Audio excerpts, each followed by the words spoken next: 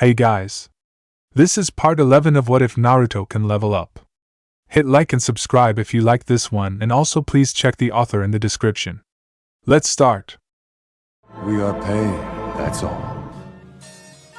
We are God.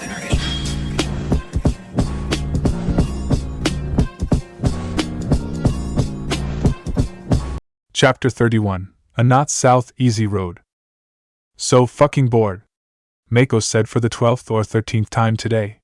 Or was it the 15th? Either way, she lost count and was bored out of her mind. Outside her special cell were two Umbu who ignored her insistent wailing. But that didn't stop the girl from making her thoughts known, which was beginning to aggravate the other prisoners. Hey, shut up in there. Us normal crooks are trying to sleep. Hey, Red. You wanna put that mouth to good use? Another said. Sure, but I prefer footlongs to sodomized cocktails wieners. Mako's reply was met by laughter and a shout of anger from the insulted criminal. You're dead, Red. Yeah, Mako was used to the man's ranting ever since she got here, wherever here was. Mako, come in, a voice rang in her head. Anoka-sama? Mako asked, confused by the sudden order. Don't speak out loud, you fool. Just think and be brief. This form of communication is taxing and our current distance will render this conversation short. Where are you? Konoha. Inside their prison cells somewhere, Mako answered. Where are you? You're imprisoned, you fool. I can't tell you that. For someone so smart and skilled, the girl was an idiot at times. Where are the Uzumaki? Don't know. They took me away while they dealt with the girl. Overheard that the cute blonde's taking part in the Chunin exams, the girl said. The XMS? Here the responses were becoming staticky. We keep, too. Anoka-sama? Anoka-sama. Mako received no response and merely cursed as she lay back down on her bed. But the girl knew from the tone that Anoka was cooking something up. And whenever that happens, here the girl shuddered at the prospect. Forest of death. Fucking hate this. Fucking hate this. I freaking hate this. Ino shouted before she ducked into a thick of tree roots too small for the creature to follow after. We fucking know, Ino! Naruto shouted back as he unleashed a Dai Repusho to draw its attention. Within moments he dodged. Barely dodged actually. Another swipe before the large abomination made another of its frighteningly quick moves. Then again, with a DX amount of 223, it was no surprise. Even with Naruto's higher DX amount, it was the skills he possessed that allowed him to evade harm. Ino, Hato, Hinata, however, had much lower stats.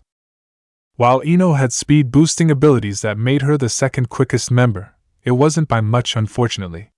Both she and Hinata needed to be careful around this creature.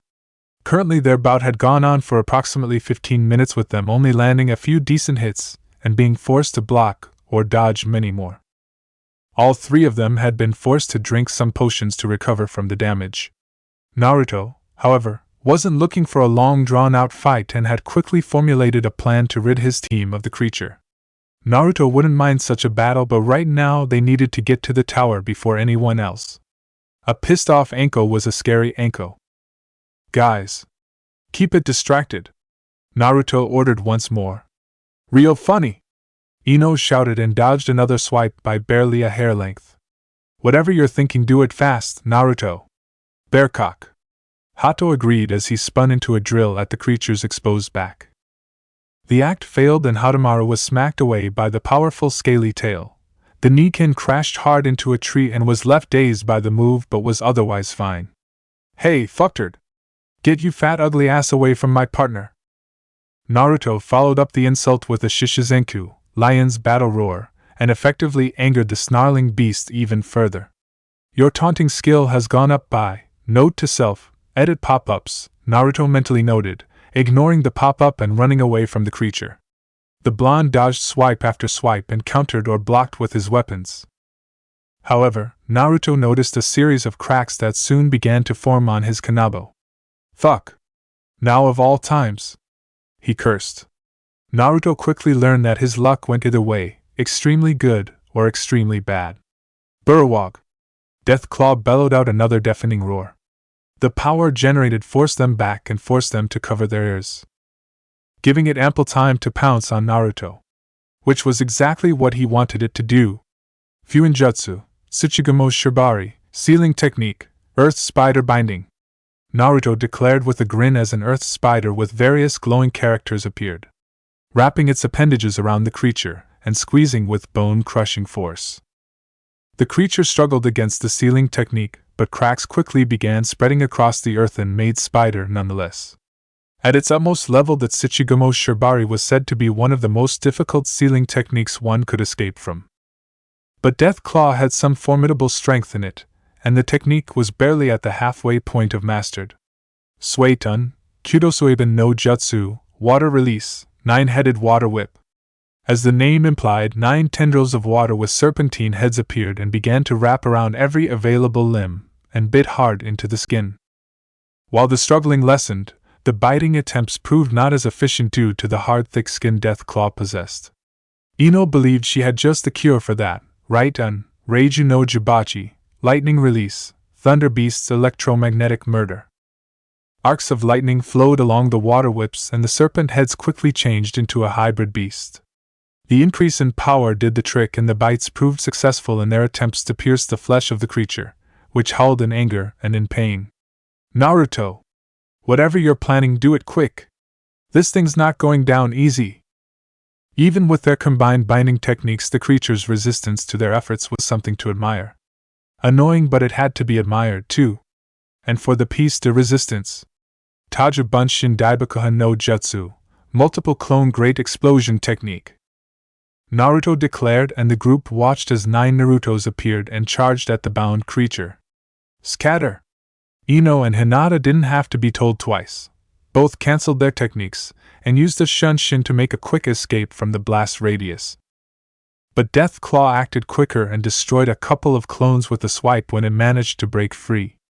The reaction caused a premature explosion of clones, and then all went black. Forest of Death Tower. Anko frowned as she felt the tremor and saw the rise of smoke coming not 5 kilometers from where she stood. Got a few promising ones this year, she noted. Then again, it could just be my brats. Bit overkill. Gonna have to teach Naruto the meaning of restraint. There was an exercise in futility. Your team, a cat Mastambu asked from behind her. Probably Anko wasn't a censor, but somehow she had an inkling it was her team causing such havoc. She didn't care about that though. So long as they arrived first, she'd be happy. She'd be ticked if her team didn't arrive first. Incredible. Barely an hour in and already only 5 kilometers away, the operative noted. However, an explosion of that size is a tad excessive. Whatever works, she shrugged. True, but ninja are meant to be stealthy. Anko, for all his worth, Naruto would not fit in the umbu. He had power and unique qualities of one, just not the mandatory stealth. Naruto knew stealth, true, but his fighting style was power-based and explosive. Everything had to have a dramatic emphasis to it. How's his swordsmanship? Hate, and I haven't seen him in a while. Then again, Naruto was part of a team, so he had less and less time to see them. Still, both ninja had grown fond of him during Anko's agreement. He isn't slacking off, is he? Anko laughed as she heard the edge in Yugao's tone, and because Naruto was the last person to slack off, nah. Gaki can't sit still for the life of him. That kid's always doing something. Whether it's training or fixing up his new place, he's always on the move. He'd better be. Still, hate, and I'd like to see how much he's improved. She'd have to wait, of course, but Yugao was a patient woman. Having to deal with the likes of Anko most of her life, and her line of work left her with no choice really. I'll give him the message, Anko said. On another note, Anko, I have to ask you something serious. Anko nodded and Yugao asked what had been plaguing her for quite some time. How strong is your team? Anko looked Yugao straight in the eye, and wondered where this came from. Anko would have made a curiosity killed the cat joke, but in a rare moment she gave her friend a serious answer, separately. All 3 will be Jonin material in a few years, and Naruto will be stronger than me in less than a year's time if he continues pushing himself. Anko would still give him a run for his money. Scary part is that in 3 years' time, Hokage-sama believes he'll rival Sakumo's prowess if he really pushes it, and with his ability Anko could see it happening. Even with her mask hiding it, Anko knew Yugao was floored by the revelation. Sakumo had been one of the few ninja to have surpassed the combined might of the legendary three ninja and one of the few men of his time that rivaled the Sandaime in his prime. To those who knew, Hiruzen had commented that had Sakumo not committed suicide he would have been the fourth Hokage instead of Minato. I see, was Yugao could say without giving away her emotion. And the other two? Not anywhere as strong, but if they really push it they may earn themselves a spot in Konoha's top 10. At the very least they'll be considered the best of the best in their areas of expertise. However, Enko knew both were trying to develop a technique that would greatly enhance their prowess and potentially put even the best on edge once it was mastered. Put together those two could end up being the next Senju Tsunade. She further flabbergasted the woman and soon began to cackle with glee. The amount of bragging rights will last me a lifetime. Yugao couldn't help herself as she sweat dropped at the crazy guffawing kunoichi. Then again, this was Enko after all. Most jonin with remarkable students bragged about their accomplishments. Yugao would be very surprised if the woman didn't do such a thing. Thinking about Team 8, Yugao couldn't help but wonder how long it would take them to arrive. Somewhere unknown.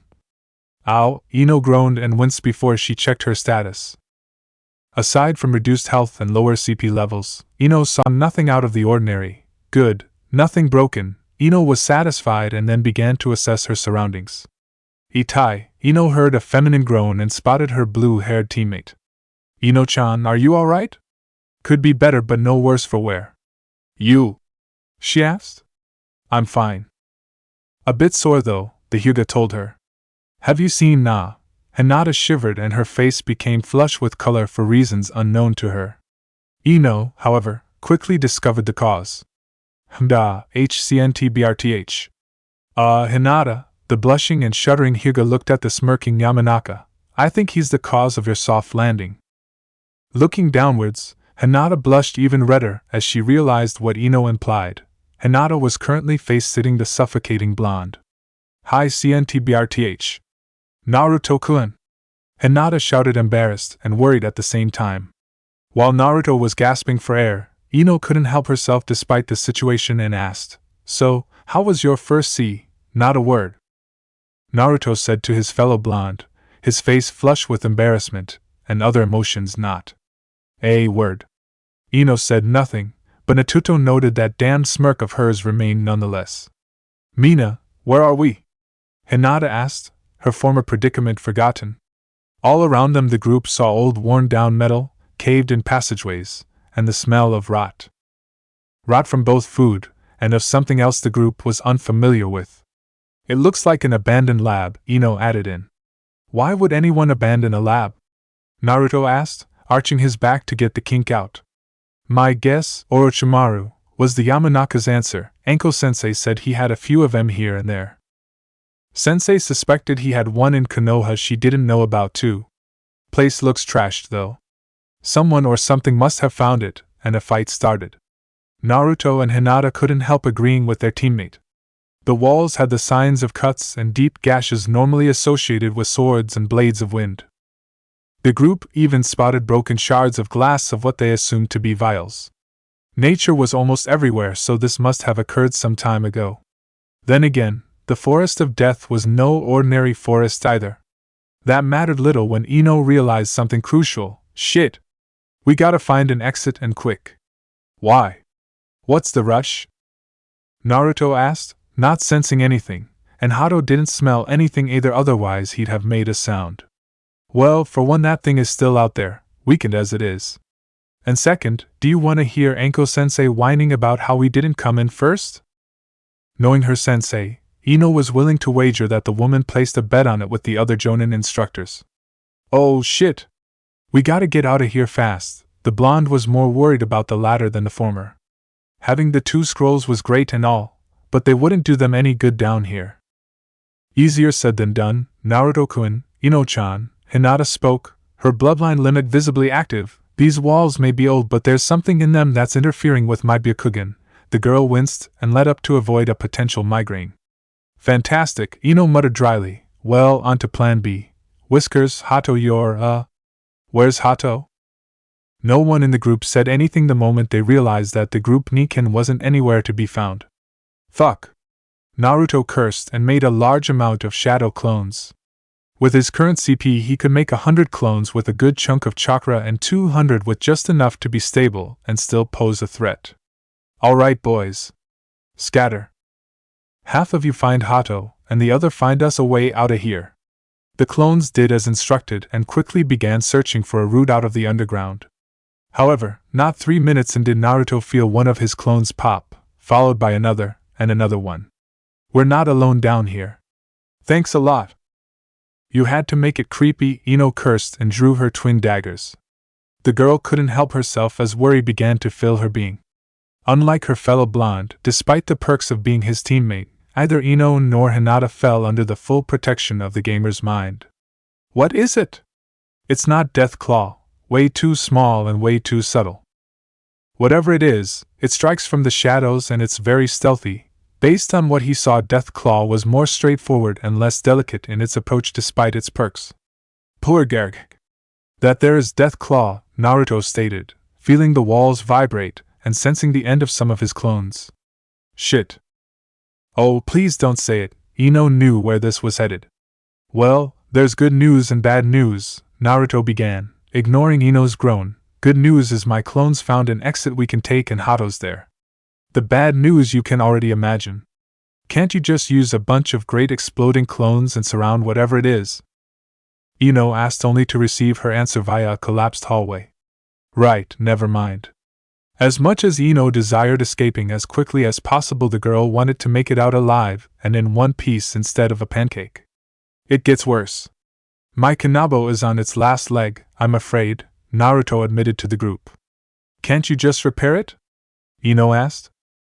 Naruto's weapon skills were awesome, but the truly destructive and impressive ones that were notable for getting them out of a jam were used by his Kanabo. Naruto, however, shook his head. No can do. My gear maintenance skill is good, but it ain't omnipotent.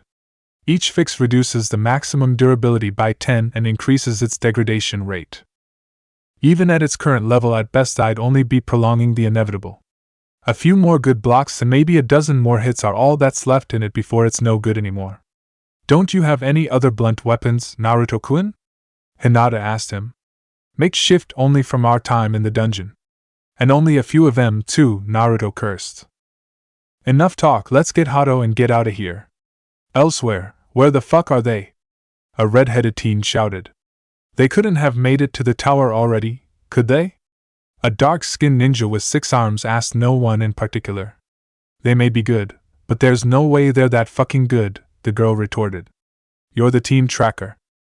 You should know where the hell they are, dumbass. I don't know.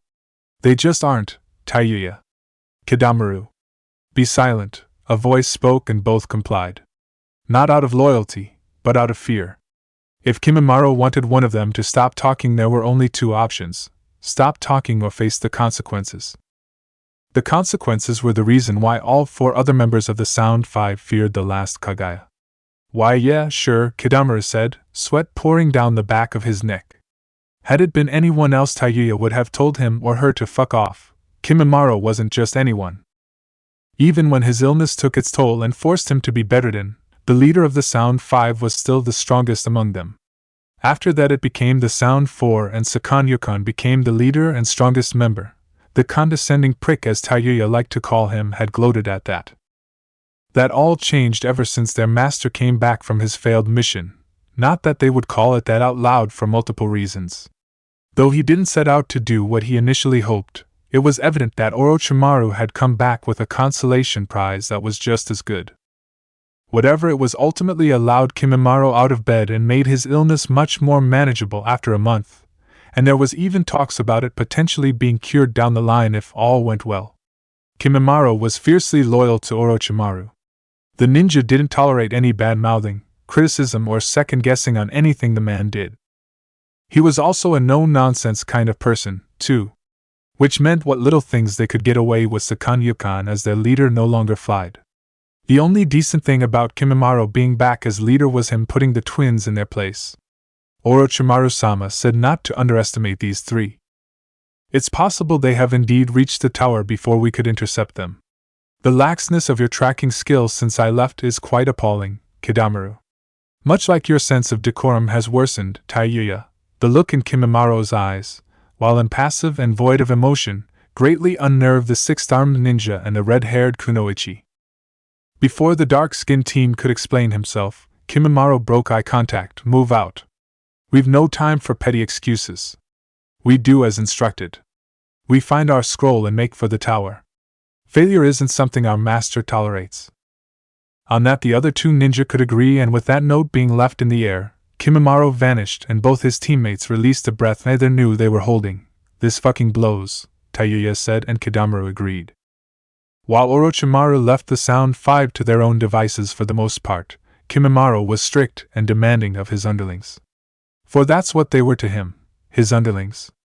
None of them were seen as his friends, and any fault they did were not to be tolerated in his mind. Kimimaro only considered one person his friend, and he was the only other person aside from Kimimaro, Orochimaru, and Kabuto that the other members of their group feared angering. And Kimimaro was the only one of the Sound Five that could beat that dangerous monster. And now Kimimaro was back in the game. And if things continued as they did, the Sound Five weren't going back to how they used to be. Meanwhile, with Team 8, what the hell is that?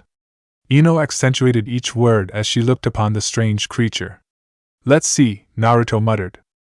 Bioengineered creature, Tobakadachi level 42 HP, 5000 CP, 1300 STR, 122 VIT, 200 DX, 175 INT, 52 WIS, 27 LEK, 67 defense, 93 perks, camouflage, plus 50% effectiveness, stealth and stealth-based skills, plus 50% chance to cause critical hits, plus 50% chance of being undetected, natural assassin, plus 45% effectiveness and power towards stealth and stealth-based skills, plus 45% effectiveness towards tracking skill, plus 45% chance to cause critical hits, plus 45% increase towards speed when using stealth electroconductive fur, plus 45% effectiveness and power toward right-on-based skills, plus 45% increase towards speed and power of taijutsu-based skills, plus 45% increase towards lighting resistance,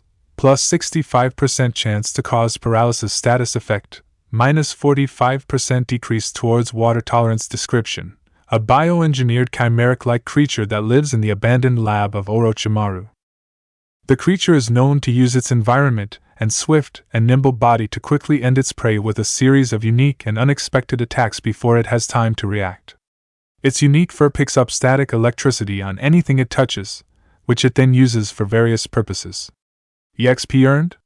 Drops?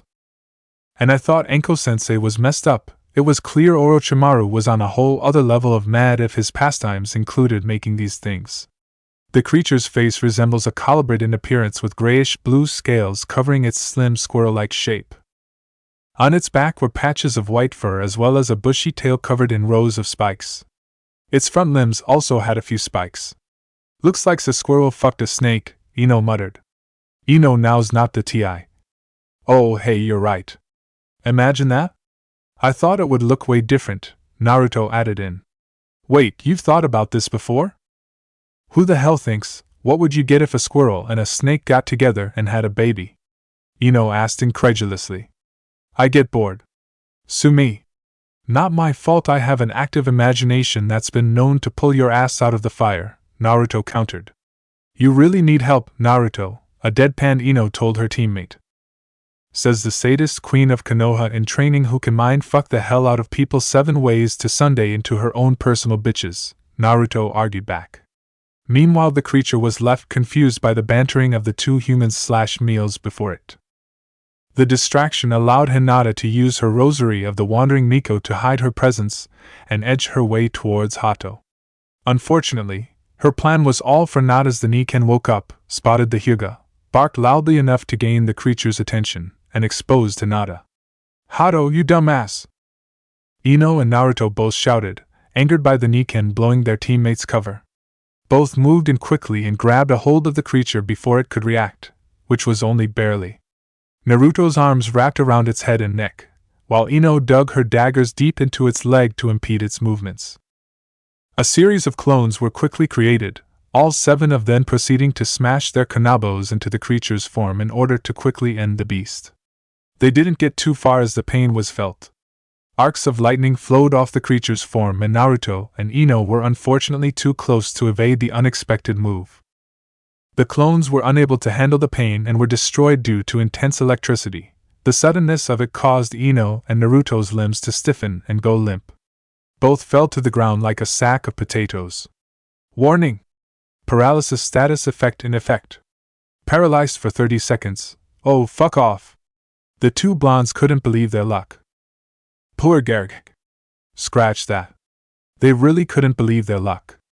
Moments after the roar rang did a large and rage-bellowing death claw come crashing through the wall.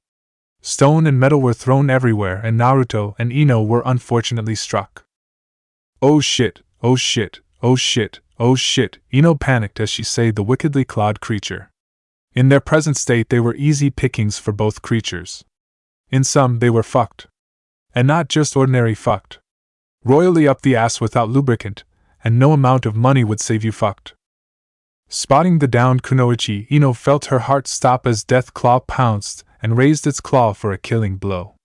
Luck smiled on her as an angry Hato, and the unknown creature barreled into it, throwing it off course and crashed through another wall.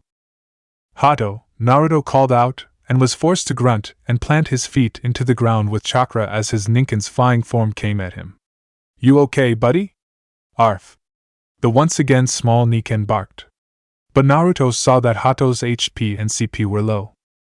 Grabbing a couple of medium-grade potions, Naruto had Hato down them as quickly as possible, and watched as the Ninken's HP returned to less worrisome levels. Poor Gerg. Graph her. HSSSSSSSS. Naruto winced as he heard a squelching sound followed by hisses of what could only be described as pure agony. Naruto soon saw why when Death Claw and Tobikadachi came out, and the former had a severed tails and a bleeding and useless eye. Death Claw looked better, but its other horn was now gone along with one of its left finger claws. Seeing them both distracted, Naruto drew his Uchigatana and channeled the Chakra Nagashi into it to increase its cutting edge. The boy followed up by creating a series of Kage Bunshin and waited for the right moment. Suetun, Mizuhari no Jutsu, Water Release, Water Needles. Raitun, Fuchimyaku no Jutsu, Lightning Release, Dissonance Pulse Technique. Renkijutsu, Geki Reko, Cooperation Technique, Raging Light Fangs. The barrage of white was as good a sign as any in Naruto's opinion, and the blondes moved into strategy positions when Ino and Hinata let the technique up. Death Claw had other plans. Bellowing with rage, the mutant creature launched itself at the 2 kunoichi with speed that caught them off guard. Fortunately, a few of the lighting-powered needles struck its eyes mid-jump, and the falling claw missed its target. Unfortunately, Ino was unable to dodge the wild backhand swipe and was sent through a brittle wall, while Hinata is sent crashing into a pile of rubble. Naruto saw that how both of them lost a bunch of HP from the move, and while it wasn't too bad, another would land them in the red zone. Bark! While Naruto was busy being worried about his down teammates, Hato took this time to pounce on Tobikadachi's neck and began raking at its eyes to great effect. The momentary distraction cost him as Death Claw lunged at the blonde with its Maageki. Hack, Kikosho, 8 trigrams, Qigong Palm. Hinata shouted from beneath Death Claw. The mutation was caught unaware, and was ill-prepared for the unexpected force of the consecutive concussive blows that sent it high into the air. Dokujin, Shojaga Otoshi, Toxic Blade, Flying Snake Drop. Ino suddenly appeared above the beast, her daggers glinting in the light, and coated with a greenish film before they were driving deep into the eyes of the beast. Massive critical hit landed, poor Garg. Once more Death Claw bellowed, this time both in anger and in agony.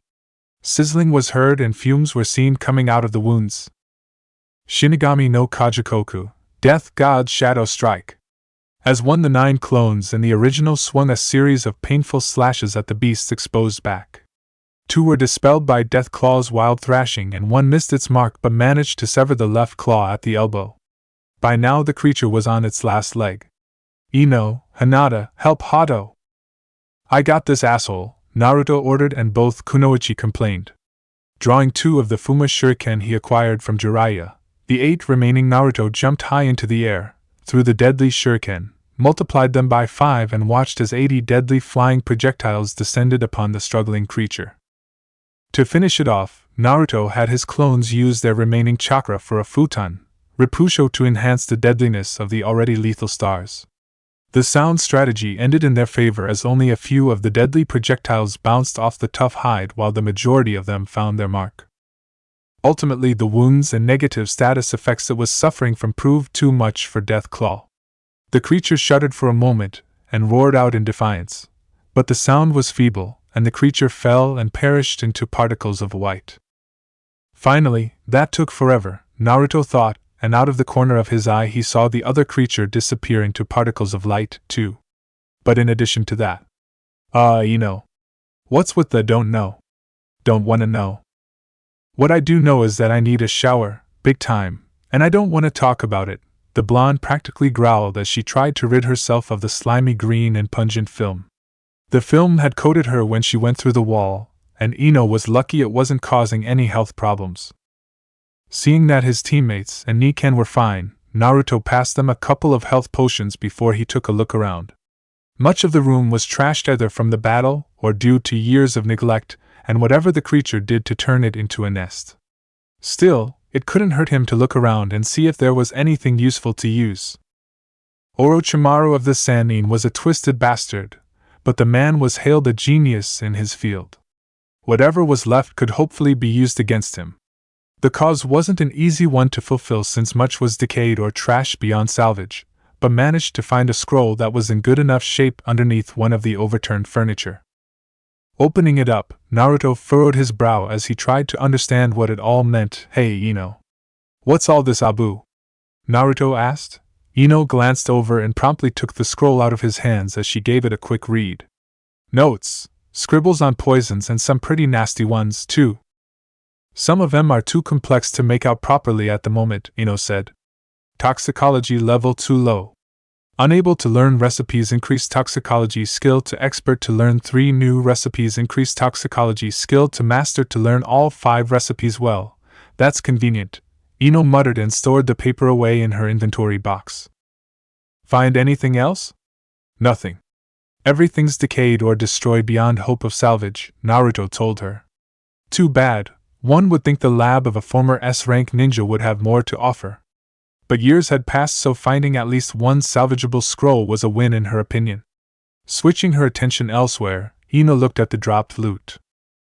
Right and no Yoroi, lightning release armor, rankless LV, 1 next LV, 0/75.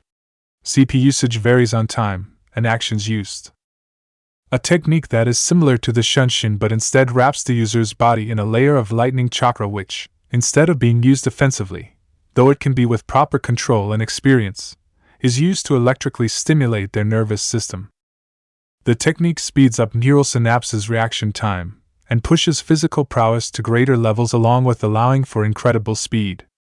At its utmost apex, the technique enhances the user's physical capabilities to their highest level possible. The technique, however, is among one of the most difficult lighting techniques to use, let alone master, and can be quite dangerous to the user if not used properly or if they lack proper control of their chakra. Asterisk increases evasion by 40% when activated. Asterisk increases move speed by 40% when activated. Asterisk increases taijutsu and weapon skills speed and power by 20%. Asterisk increases DX and STR by 20% when activated. Requirements. Asterisk must have lighting affinity. Asterisk WIS level must be 150 or above to learn minor elemental gem, rare quality. Permanently grants the following: weapons, plus 30% additional lightning damage to melee skills, plus 15% power increase to lightning skills, further plus 30% increase in effectiveness against earth. Durability reduction increased by 30% against wind. 30% chance to cause paralysis. Increases durability by 35. Armor. Plus 15% increase towards DX. Plus 15% increase towards movement speed. Plus 30% resistance increase towards lightning and paralysis status effect. Plus 30% effectiveness increase to lighting skills. Durability and resistance decreased by 30% against wind. Increases durability by 70. Description. Similar to beast, undead, and see beast orbs. Elemental gems hold the concentrated energies of an element itself. Contrast to granting skills and permanently increasing the user's stats, the gems imbue weapons and armor with the element instead, changing them into new and better gear. Special note, be forewarned. Elemental gems are of single use only, and should the gear in question be destroyed, they will require an armorsmith, weaponsmith with a special skill or item to restore them. Doing so otherwise will result in forever losing the enhancements. Devil's Claw Rare Quality Blade Weapon Durability 75/75, a weapon made from the claws of the evolved chakra mutation, Death Claw. The bones are very sturdy and their unique composition makes them lighter, sharper and stronger than normal animal-made weapons. The wicked edge on them allows the user, when sufficient strength is applied, to cut through flesh, bone, rock and metal. And if that isn't enough, the cut and lacerations will cause the victims to bleed severely. Attack Power, 54/75 bonus stats, plus 25 DX, ignores 35% defense, ignores 50% defense when used at night or while unnoticed, plus 65% chance to cause bleeding, plus 35% chance to cause severe bleeding/sever dam. These are some good finds. Makes me wish I had a lighting affinity, Naruto commented. While there was nothing preventing him from learning lighting techniques, they wouldn't be anywhere as effective when compared to those with an affinity for said element. Even with his clones and time-altering skill helping him, it would be very time-consuming to get them at a decent level compared to fire and wind-based techniques. So, who's got dibs on the weapon? I would like a weapon of my own, but this looks like it would serve Ino-chan better than me. Hinata inwardly sighed at being denied another weapon. Don't hear me complaining. Shame I gotta stop using Dekatsu's bite, pretty decent tool. Ino had been using that weapon since they first met Death Claw's pre-evolved form many months ago. Well, actually, I think I got something that can take care of that, Naruto added. I mean, it'll take some time, but hang on to Dekatsu's bite for the time being. Ino merely shrugged and decided to hang on to weapon instead of selling it. Hopefully whatever Naruto had planned would be useful. Ah no, Ino-chan, what happened to your boot? Ino blinked before she looked down to see that her left boot was in fact gone. Must have happened during the crash. Be right back, the blonde groaned, annoyed by the delay and due to fact she'd have to go back into the room of unknown substance to begin her search. Alright, map. Naruto called out, and watched as a holographic map of Konoha appeared before him. Okay, we're here. And if I'm reading this properly, the tower should be 3 clicks northeast from this place. Full on sprint, and we should get there in no time. Dispelling the map, Naruto conjured some clones and had some of them transform into Ino and Hinata and Hato just in case, and ordered them to leave the base. Hey Ino, you ready? Guys. Little help, was the reply. Both Hinata and Naruto looked at one another before they and the orange Niken quickly rushed through the broken wall. What they saw wasn't what either of them expected. What the hell is it doing? Ino asked, trying her best to ignore the cuddling little white snake thing. All I did was put on my boot, and next thing I know my body freezes up and this thing is rubbing itself on me. I can't move anything. It looks like a baby version of the Tobikadachi, Hinata commented. I know what it looks like, Hinata, I'm asking what the hell it's doing. She snapped and shivered as thing rubbed itself underneath her neck. Please make it stop. Naruto couldn't help himself and laughed. Oh man. You really do have bad luck with animals, don't ya? Oh, please no, Ino whined, now knowing what was going on. Any doubts the girl had were gone when the creature began to affectionately purr and nuzzle itself against her neck. First the dire wolf cubs and now this. It's imprinting on you, Ino-chan, Hinata smiled at the scene. You're probably the first thing it saw, and the film you're covered in makes it think you're its mother. Arf. Hato barked, not out of hostility but out of curiosity. Hiss, was the reptile's response, coiling around Ino like a child would hide between its parents' legs.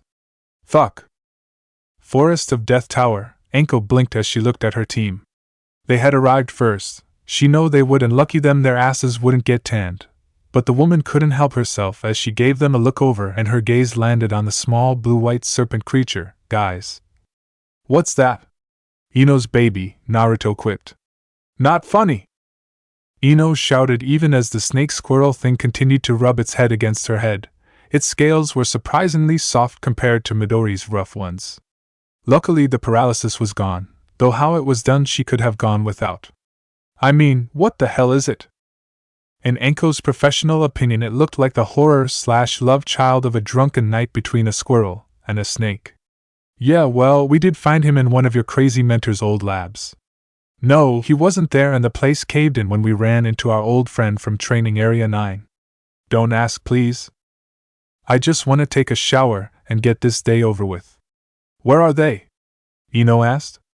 Once told, she put the creature down and began making her way towards the shower's direction. The small creature following closely behind her like a child would a parent.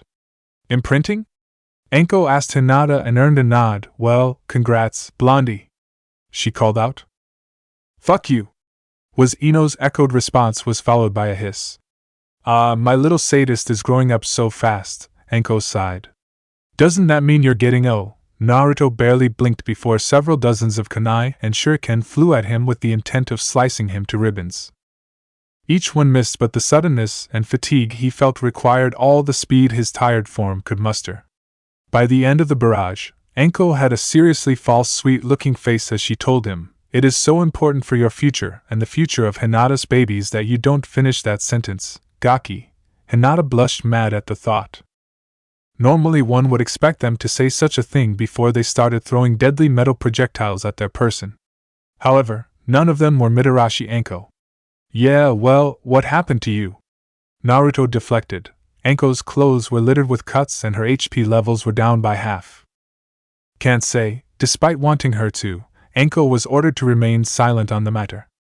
If word got out that Orochimaru managed to infiltrate the exams, it wouldn't look good on Konoha's part. Even though he was an S-rank ninja, it wouldn't matter to the rest of the world. Trade and the number of missions would decline along with Konoha's reputation.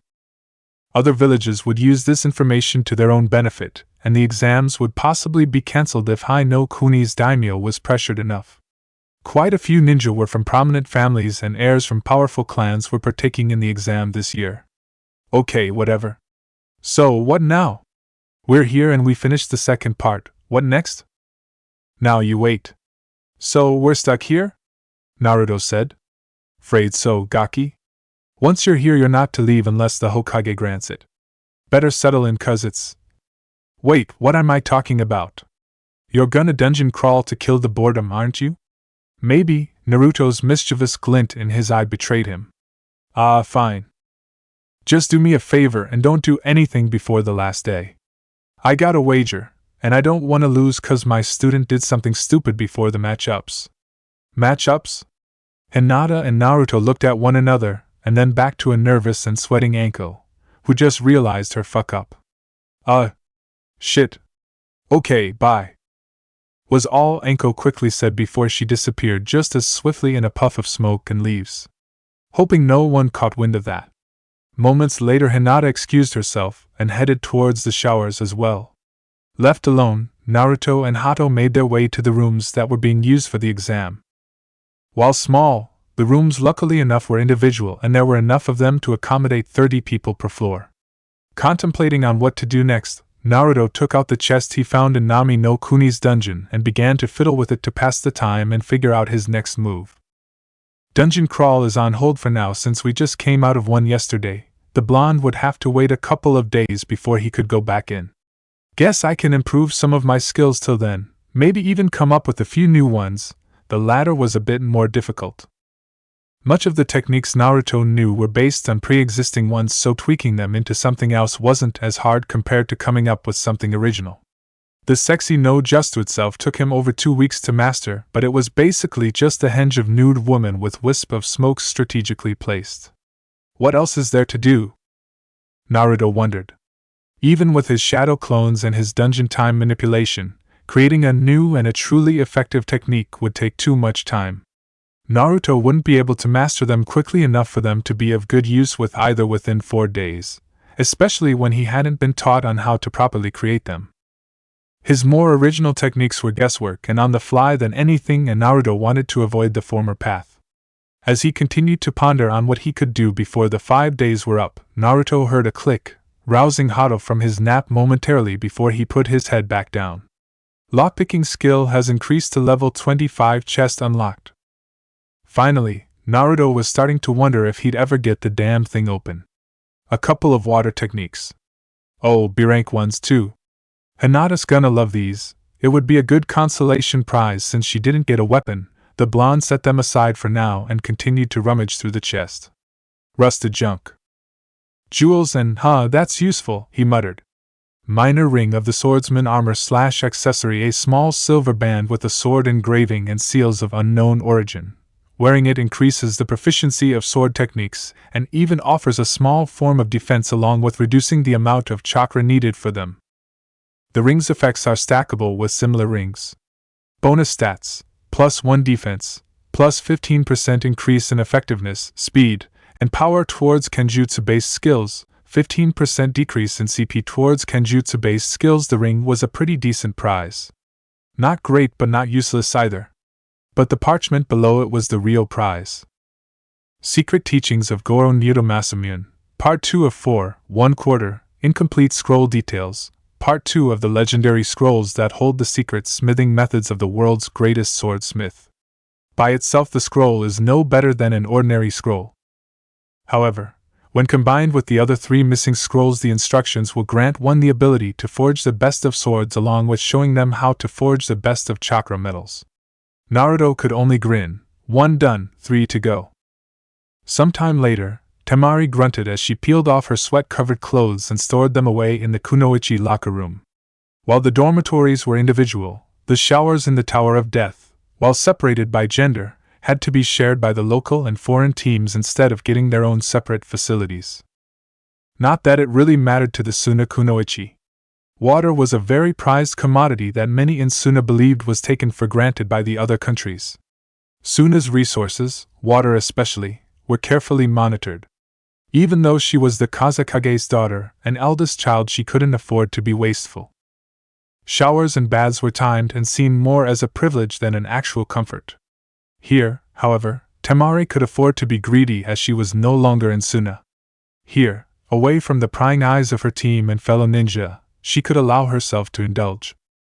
Covering herself, Temari made her way to the showers and heard the sounds of pouring water. Someone else. Was it another team, she wondered? Then again, the tower was bound to have kunoichi chunin, so that was another possibility. But as Temari rounded the corner, the sight of blonde and blue hair that covered a pair of toned bodies greeted the Kazekage's eldest. Kami-sama, this feels good, Ino moaned with pleasure. Beside her feet, Temari saw an odd furry little creature shaking and chirping as the warm water fell upon its head. It's only been a day, Ino-chan, Hinata said and giggled as the little creature snapped at the water droplets. Don't care. After 4's month without showering, I am in no way gonna miss another if I can help it, was Ino's response. 4 months? Temari wondered what the girl meant. While Suna had its share of water shortages that forced them to forego a day or 2 of showering, 4 months without showering was pushing it. It wasn't that bad, Ino-chan. The survival training was beneficial, Hinata said. Temari cocked an eyebrow at that. Survival training? That would explain a lot. But 4 months worth? That didn't add up. From what her team was told, Team 8 was a rookie team with barely 6 months under its belt. Well, obviously you wouldn't complain. You got to cuddle up next to your blonde teddy bear. I'm surprised you never jumped his bones, Ino cackled at the scarlet-faced brunette. Teddy bear? What the hell? Temari was beginning to realize she had stumbled onto a private matter she shouldn't be listening to. I know, so were you. Hinata managed to squeak out. Yeah, your point? Ino blunted asked. Anyway, you better make a move soon, Hinata. Naruto's a dense idiot. He's our idiot for sure, but dense. Sooner or later someone will come along and catch his eye. Temari saw that the Hyuga said nothing, but there was a sudden change in her body language that caught the Suna kunoichi off guard. For whatever reason it just looked off on the kunoichi. What he's got below the belt is pretty impressive too, she smirked. Ho, how would you know that? The brunette was bordering on supernova at this point. I took a peek, Ino shrugged, and both Hinata and Temari couldn't help but gape.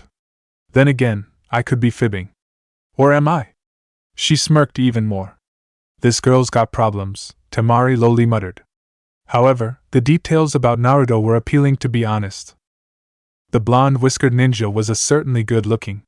You know, it's rude to listen in on a private conversation last time I checked, a voice behind Temari said. Adrenaline pumping like mad, Temari instinctively turned around but found her mouth covered and arms pinned to the wall. This caused the towel she had around her to fall, leaving her bare as a newborn. Not that it mattered, as the woman before her was equally as bare despite wearing a bathrobe. Now, I don't know exactly what you heard, but ally or not, if I hear you blabbing to anyone about what genin we're talking about. Here she accentuated the threat by summoning a series of snakes from her sleeves that coiled and slithered over Temari's naked form. Their cold skin causing the Suna ninja to shiver and even let out a small moan when they passed over her more intimate areas. While she was focused on that, two of them bared their fangs with an audible hiss and looked ready to strike at the girl's neck and ass. Well, you get the idea, Anko said, and dismissed her snakes. As she left Temari against the wall and made her way towards the showers, Temari yelped out and gasped as a hand smacked her ass. Not bad, by the way. Anko grinned and Temari blushed in embarrassment. Tree huggers my ass. These ninja are crazy. Needless to say, her perception of Konoha's ninja had drastically changed. 5 days later, where are they? Hinata wondered, her team knowing she meant the absence of Team 7. Who knows? But they're out of luck if they don't make it here in the next 20 minutes, Ino said. You say that, but we know you're worried about them, Ino-chan, Hinata told her. The blonde huffed and blushed at being caught. Yeah, well, the team better make it. I got years of payback lined up, Naruto grinned, smacking his fist into the palm of his hand. Luckily for Naruto, Team 7 did manage to arrive in the nick of time. However, all four looked like they had seen better days. Whoa, what the hell happened to you guys? Your sensei's crazy's mentor, Kiba growled out. Again? Seriously, does Orochimaru have a hard-on for young teens or something? Naruto had no idea what man's deal was, but as he saw Sasuke rub his neck, the blonde spotted a black mark. Oh shit. He marked the team, didn't he? All three ninja of Team 7 stiffened and looked at Naruto with worry. How do you? Anko-sensei has one, too. Trust me, that thing is bad news. It gives you a large power boost but brings out the worst in you and acts like a parasite that worms into your head and influences your every thought. Bastard tried to pull the same stunt on us. We only got lucky at the last second. Ino and Hinata shivered at the memory. He wanted to brand all three of you. Kiba couldn't believe it. Sasuke was the last Uchiha and had the Sharingan, so he could understand that. But what made the genin of Team 8 so special? Like I said, hard on for teens or something, Naruto told him. Above in the alcove with the other jonin, a disguised Orochimaru had to suppress his eye from twitching. Despite the boon from Naruto's blood, and the potential gains from both past and future projects, the man was seriously contemplating a series of elaborate tortures, all specially designed for Naruto in mind, that would make even said Jinchuriki's most elaborate pranks look tame by comparison. But that mattered little now. What did matter was that the second half of the second phase was currently underway. Status window name, Uzumaki Naruto level, 39 next level, 11, 132/62, 400 HP, 8000 CP, 12525 STR, 166 VIT, 257 DX, 252 INT, 393 WIS, 173 LUK? Def 115 attribute points, 0 status window name, Hadamara level, 32 next level, 11, 349/38, 800 HP, 3075/3075, CP 1800/1800, STR, 74 VID, 116, 7, equals 123 DX, 117 INT, 72 WIS, 61 LUK, 38 DF, 70 attribute points, 0 status window name, Yamanaka Ino level, 34 next level, 12, 969/51, 000 HP, 1975 CP, 2375 STR, 85 VIT, 79 DX, 143 INT, 94 WIS, 215 LEK.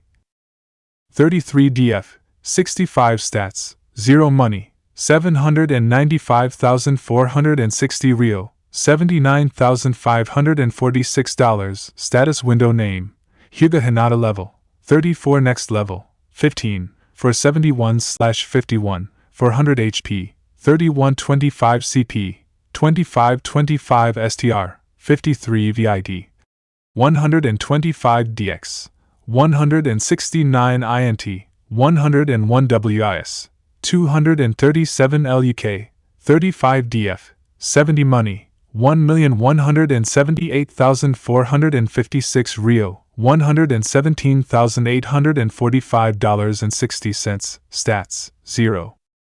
Chapter 32. Let the ass kicking begin. Come on, GG, just start the bouts already. Much as his self-control had improved, Naruto was getting very antsy. The boy wanted action. Excuse me, Hokage-sama, a voice Naruto was familiar with announced, but I believe I'm to take it from here. Nodding to the proctor, Hiruzen sat down and beckoned the man to continue. By all means, Hyde-kun. Thank you, the man coughed. First off, congratulations to you all on making it to this round. Unfortunately, due to the sheer number of genin that made it through, we will be having an elimination round. Elimination round? What the hell, man? You mean we did all this for nothing? If you don't like it, that's not my problem.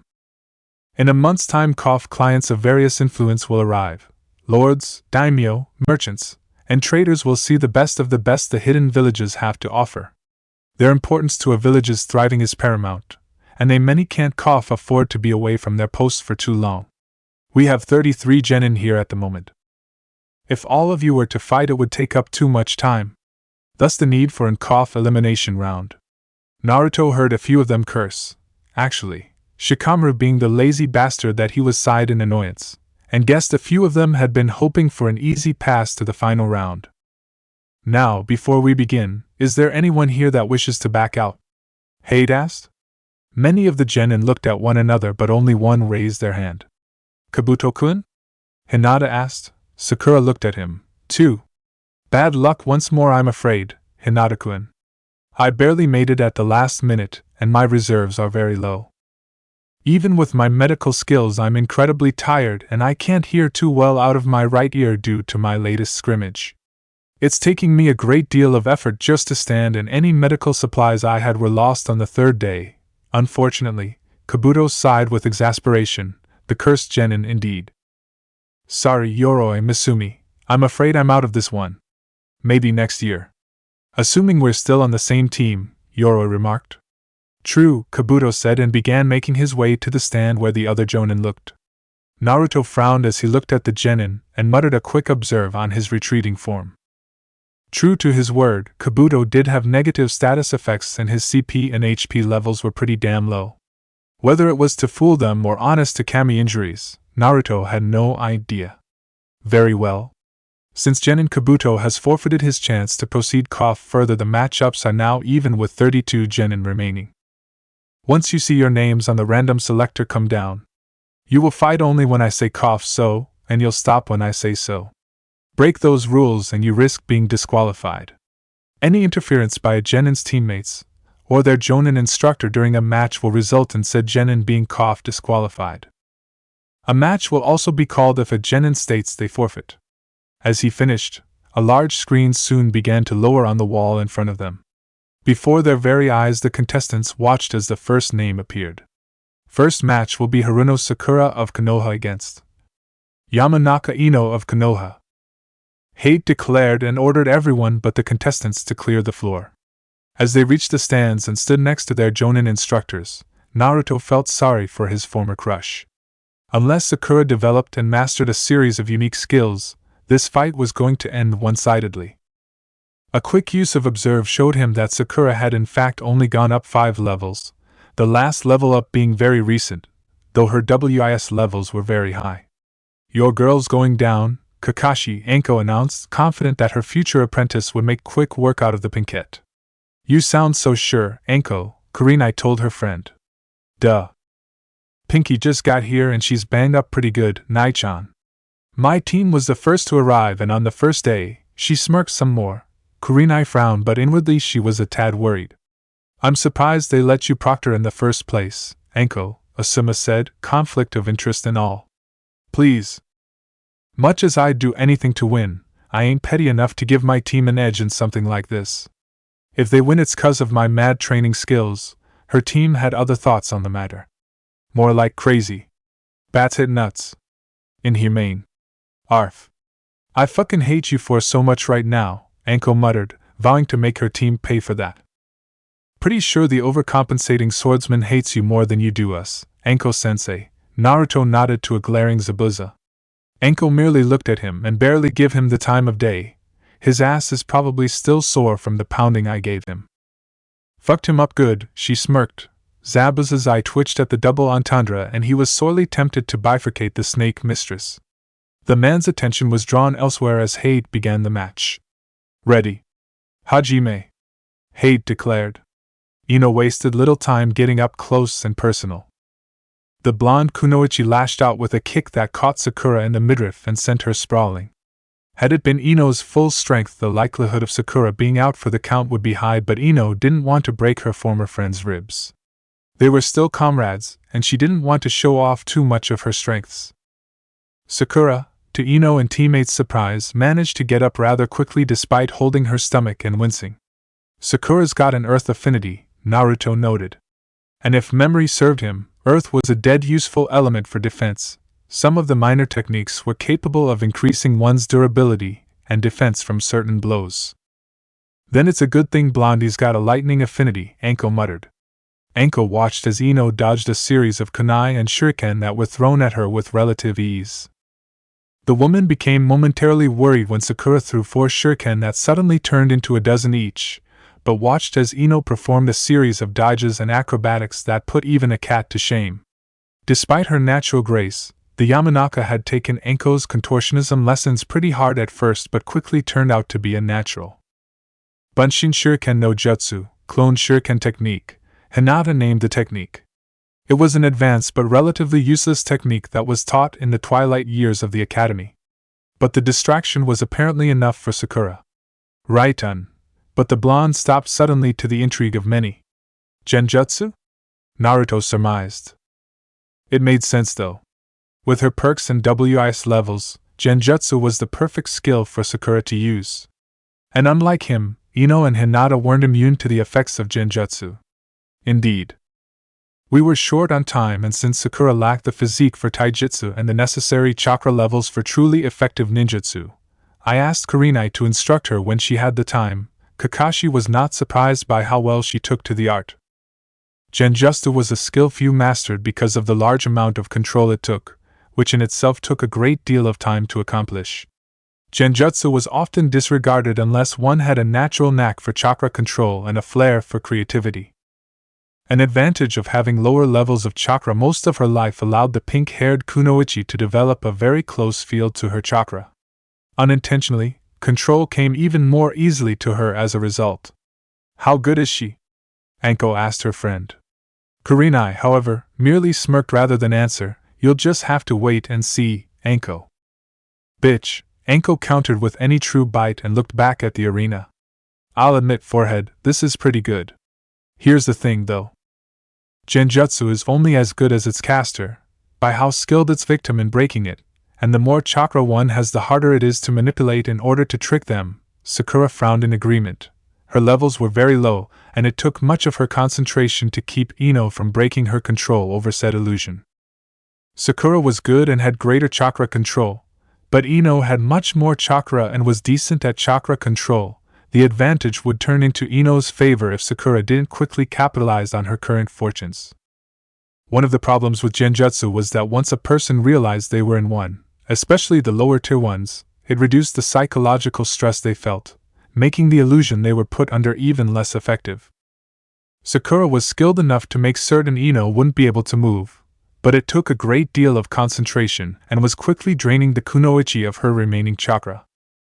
The other thing is that Genjutsu for beginners requires the caster to remain stationary so the illusion doesn't fuck up on them. Here Kurenai frowned, both at the vulgar language and because Ino was right. The Ice Queen of Konoha herself had faced the same problem when she first began learning truly effective genjutsu, and it had taken her years to learn how to focus and cast them while moving at high speeds and performing other tasks. It took her much less time compared to others, but it took quite some time nonetheless. Truly effective genjutsu came from those who could multitask on an incredible level. Unfortunately for Ino, Sakura could walk while casting one of her illusions and began doing so right now. Some of Jonin nearby were surprised. While not uncommon, it was still impressive for a beginner to do such a feat. And does this have a point, Inobuta? Sakura asked whilst making her way towards the Yamanaka, drawing a kunai from her pouch. Ino merely smirked as her head suddenly moved towards Sakura's direction. It does, forehead. Sick her. From Ino's sleeve burst forth a small, blue serpentine quadruped with a scaly squirrel-like tail. The creature was very quick and nimble, and Sakura was caught off guard by the unexpected move as the creature landed on her face. To add salt to the wound, Sakura's eyes widened as she felt her illusion suddenly break with incredible ease and found herself flying through the air as a kick landed in her gut once more. Kurenai bore the same look as her student and thought along the same lines. The whole thing was a setup, a trap to lure Sakura into a false sense of security. And both teacher and student fell for it. Despite recovering from the blow, wincing all the while, Sakura was unable to defend herself as the creature from before managed to bite her in the neck. Game over, Naruto thought. The single action from the snake creature caused Sakura to begin shaking uncontrollably and fall to the ground. To the audience it looked like Sakura was having a seizure, and ultimately the match was called. Shosha!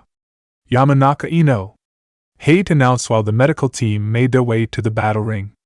A sharp whistle had many concerned, even more so as the creature bit the downed girl's leg once more, and Sakura's shaking began to subside. Fearing she had gone too far, Ino found herself surrounded by the other Konoha Jonin and given a cold look by Kurenai. Yamanaka-san! You were declared the winner! Hate barked. The creature hissed at the sickly swordsman for the outburst towards its mother, and put the man on guard lest he be bitten as well. Strangely enough, Hate noticed that Anko wasn't among the Jonin that surrounded the blonde. Relax. All Toby did was inject her with the anti-venom. She'll be out for a while though, Ino told them. A quick look at the medics, and confirmation that the girl was fine and the poison neutralized, allowed Hate to dismiss Ino. Toby soon followed the girl and swiftly climbed up on her and curled on her neck like a scarf. Strange creature, Kankuro noted, but had to admit its venom was fascinating and would greatly benefit his fighting style. Off to the side, the Jonin from Oto couldn't help but agree with the Kazakage's eldest son. The creature was indeed strange in Orochimaru's opinion, but no less interesting. Yet familiar too. Toby? Naruto asked. You named him Toby? Yeah. It's short and sweet. Good boy, Toby. Who's a good boy? The little creature purred and chirped at the praise from its mother. Elsewhere, a man in an orange swirl-like mask suddenly felt the need to change his name. I'll never understand women and their mood swings. Naruto suddenly felt a great deal of killing intent directed towards him that would have overwhelmed him had the gamer's mind not protected him. I said that out loud, didn't I? Yes/yes. While Naruto didn't hear the former, the blonde blinked and mentally sighed as the latter was heard from within. Well, look who finally made himself known after nearly a month. What do you want, Kyuubi? I'm kinda busy here, Naruto told the Millennia Natural Disaster. Nothing. Just enjoying the drama you found yourself dragged into. I'm going to enjoy watching you struggle with this, Kyuubi chuckled darkly. You know, I don't get you. You say you hate me, yet you don't want to look weak and won't hesitate to give me your chakra. Yet when I need help, you get off by seeing me struggle. What the hell? Naruto asked. The Kyuubi merely shrugged and said nothing except release a dark chuckle once more. Everything became silent, and Naruto knew the damn demon would be leaving him alone for the next little while. Observing, yes, but left alone all the same. Okay, Gaki, rule number 1: if you ever want to get laid, Anko began, much to the disbelief of many around them, but didn't get far. Okay, I'm gonna stop you there. Show of hands if anyone here thinks it's weird that my female teacher was about to give me pointers on how to lose my virginity? All Naruto was met with was absolute silence. Really? No one here thinks that's weird? No one has the balls to say anything? Are you really that scared of? Never mind, I retract that last statement. Too late. Gaki, Anko looked positively evil at the moment. Ino and Hinata knew their teammate was screwed. Which led to Naruto cursing out loud, "Fuck." "Well, not anytime soon, kid," Asuma chuckled, earning a smack upside the head from Kurenai. Sighing with exasperation, Hiruzen had ordered the next selection to be picked.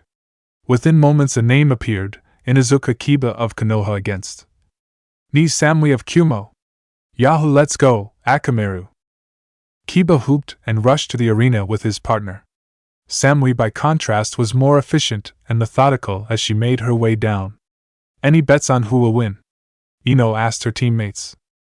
"The patriot in me wants to cheer for my home village, but I'm gonna have to go with the Kumo Kunoichi on this one." Naruto's declaration surprised many for not siding with the home team, Kumo especially. "Why's that?" Kurenai asked, surprised and a tad insulted. "Unless Kiba-kun has greatly improved in the last few months, he will be hard-pressed. Furthermore, Kumo has their genin learned kenjutsu during their academy days, and this team made it to the tower not half an hour after we did on the first day." That tidbit of information made some of the other genin nervous. There was no guarantee that those who arrived first were the more skilled of contestants, but they shouldn't be overlooked either.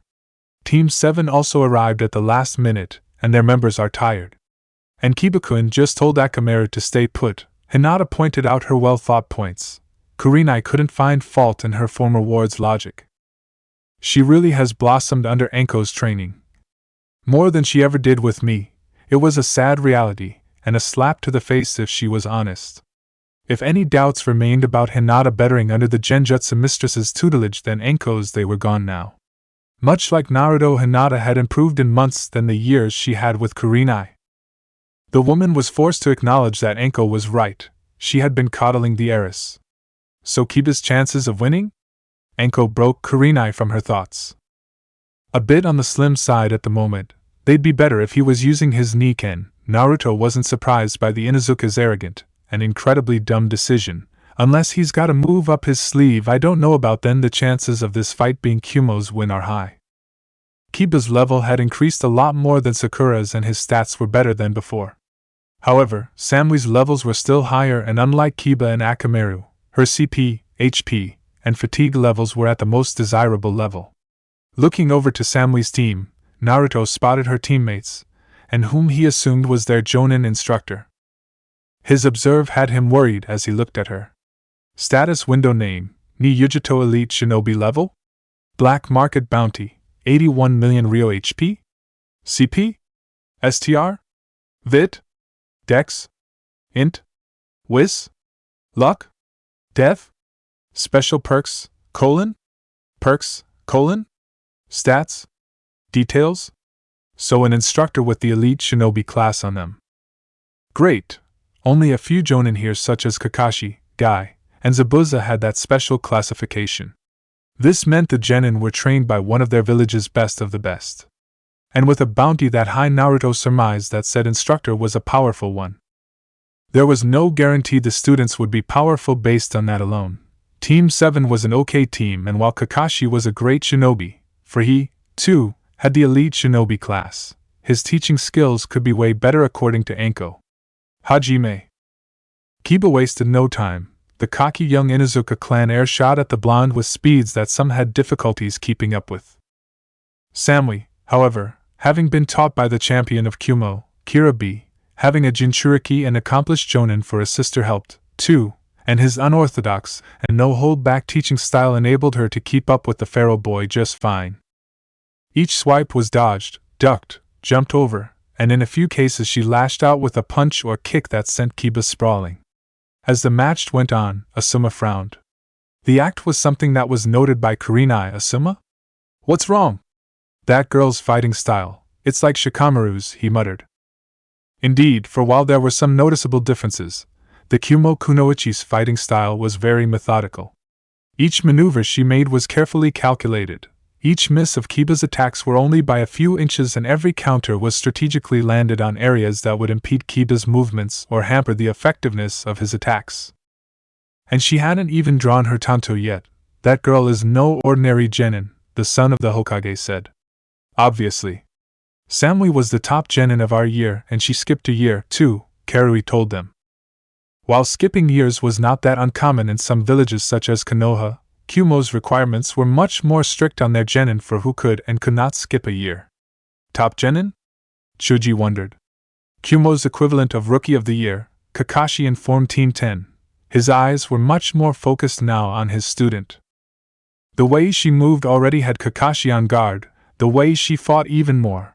Kakashi knew his student wouldn't have an easy match, especially with him thinking he wouldn't need Akamaru to help him.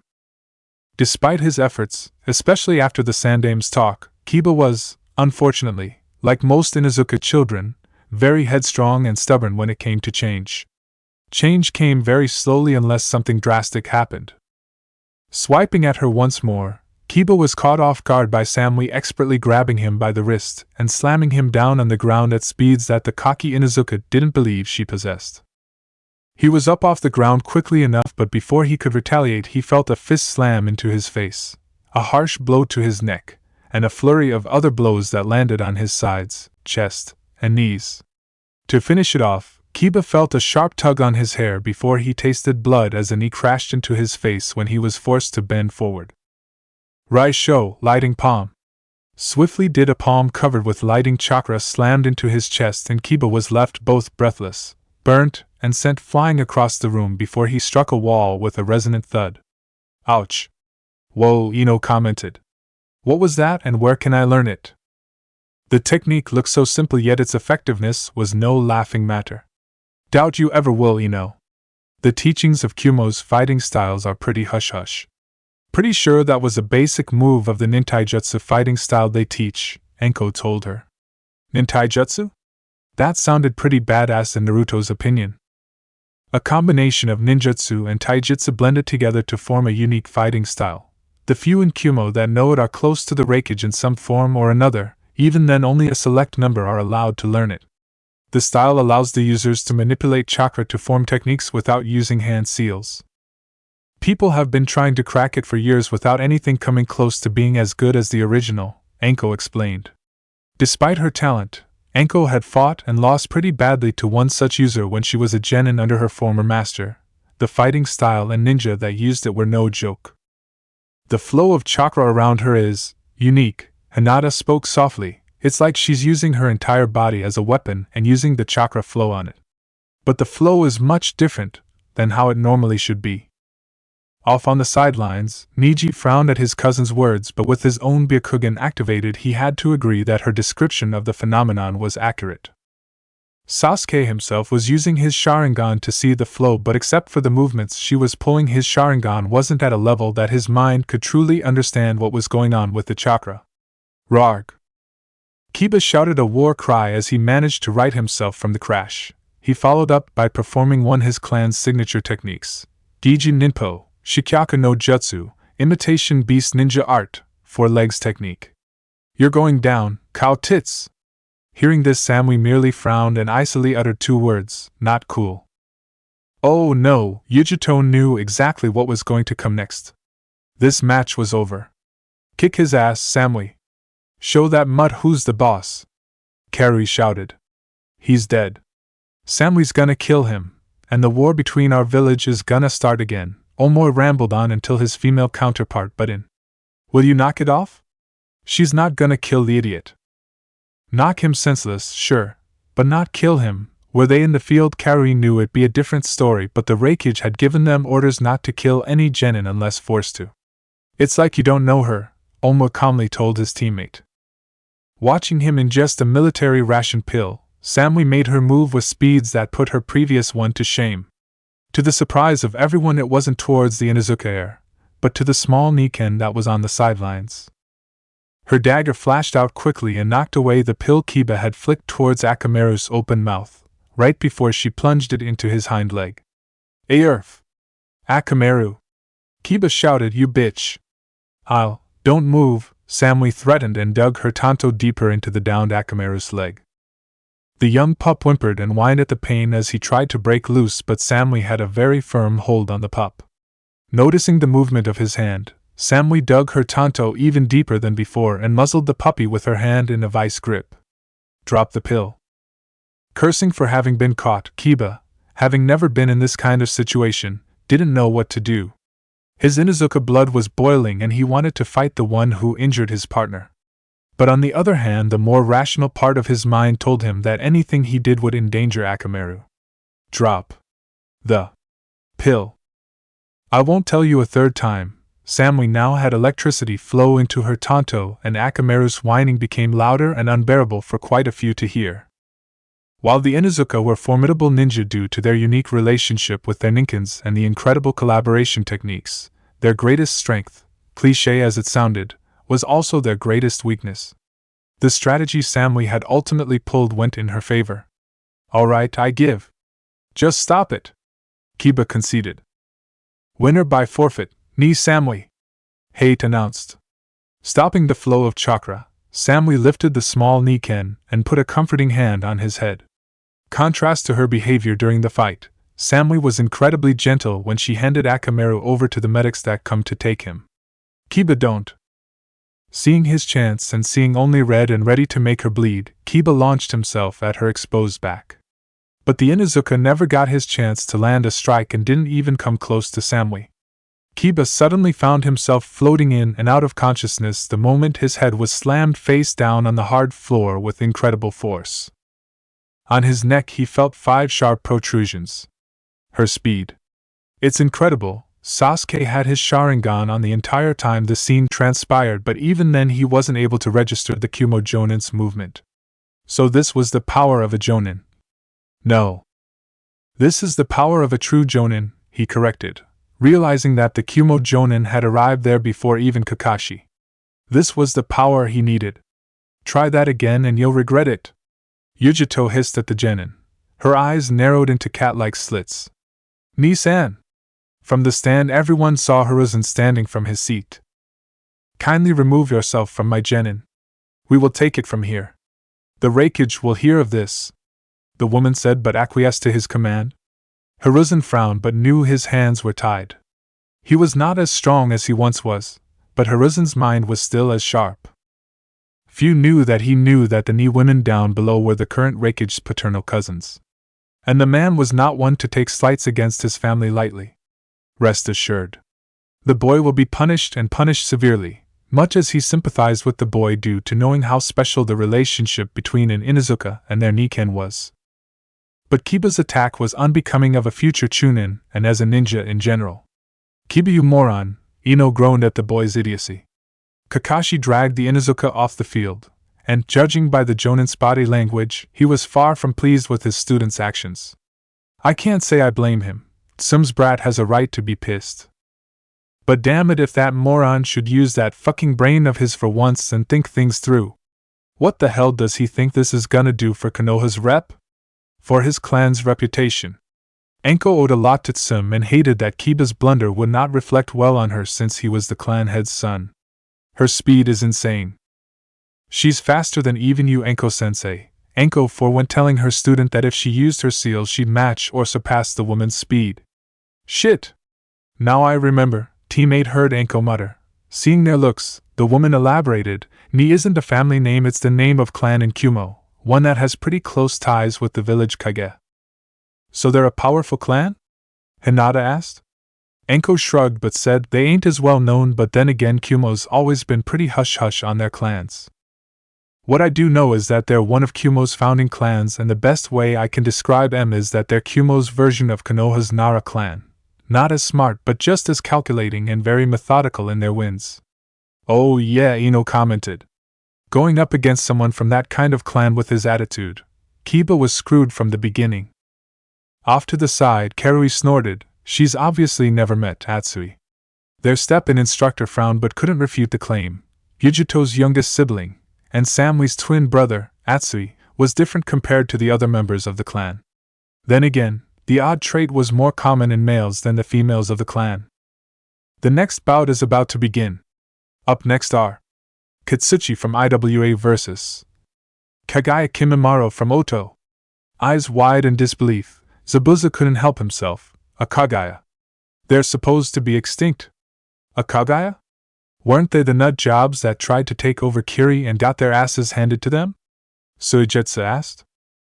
If by ass handed to them you mean they took down more than a third of Kiri's forces before they went down, then yes, Zabuza retorted. Suigetsu immediately shut up. Cocky as he was by nature, and because his clan was one of Kiri's founding clans like Haku's own, Zabuza had literally beaten humility into the boy. Which hadn't been easy with his clan's liquefying ability. Hey Jime! Kimimaro sized up his opponent before he made his move.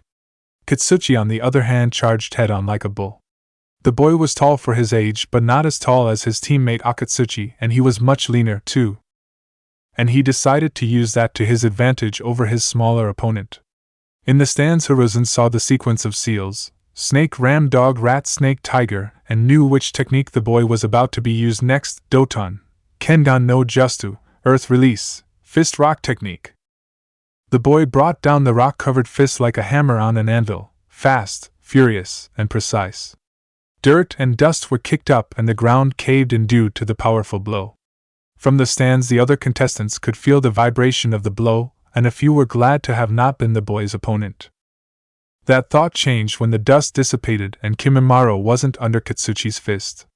Teshi Sendan, 10-finger drilling bullet, a voice muttered softly. From his hand small white objects shot out from a nearby dust cloud. Kitsuchi retaliated by saying, Kengan, Tate, Fist Rock, Shield. Quickly did the rock-covered fist morph into a large tower shield that covered the IWA Genin's body, and then some as the white bullets made contact. He was safe. Gaha! To the surprise of many, however, the blanket of rock did nothing to stop the bone bullets from piercing through and make contact with his body. Shit! A Kaguya with the Shikatsu Myaku. While he never saw the rare manifesting ability of the Kaguya, Zabuza had been informed of its deadliness nonetheless. The bloodline limit allowed one to manipulate their bones to be as light as an ordinary one but be stronger than tempered steel and even turn them into deadly weapons.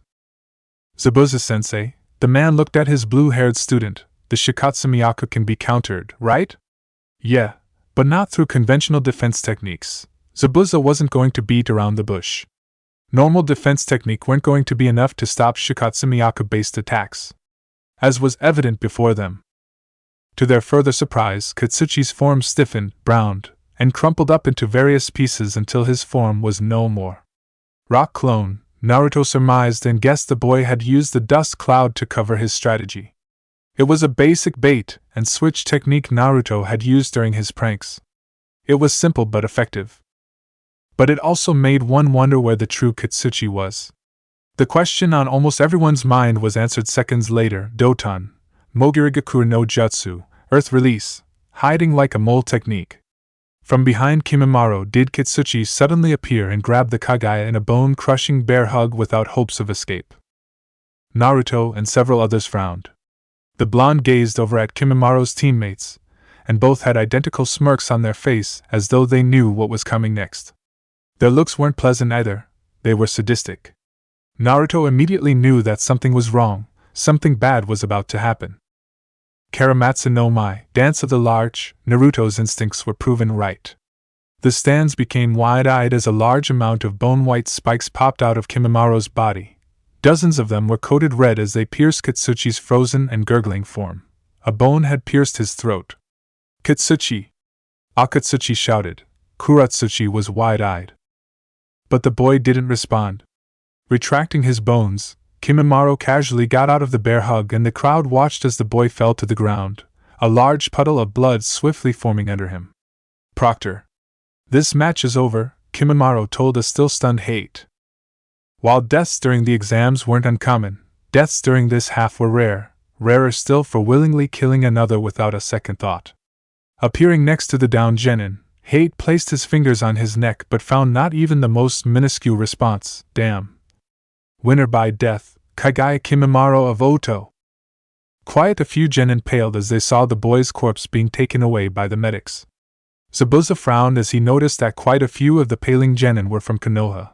Konoha's standards have fallen. But the man pushed thought aside and wondered how he was to tell Mei that a Kaguya was still alive, and with an active bloodline limit nonetheless, and a ninja for another village. He idly wondered how she was going to handle the situation, too. Great. Fucking paperwork, give him an S-rank mission, a suicide run, or even a war, and Zabuza would gladly choose any one of them over paperwork. He was a killer, not a pencil pusher. Everyone, the next bout is about to commence. Unfortunate as the death of a genin was, the exams had to go on regardless. Up next will be Tayuya of Oto vs. Uzumaki Naruto of Konoha. Yes. Let's go, Hato! Naruto shouted and his partner barked. Many had a case of deja vu as they saw this. Those that didn't know Naruto very well thought him to be like Kiba and assumed the fight was about to end one-sidedly once more for the red-headed kunoichi.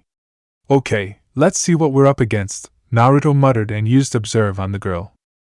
Status window name, Tayuya level, 33 next level, 23471/48 000 HP, 2500 CP, 2875 STR, 79 VIT, 100 DX, 137 INT, 115 WIS, 191 LUK, 33 DF, 42 money, 0 stats. 0 Naruto frowned.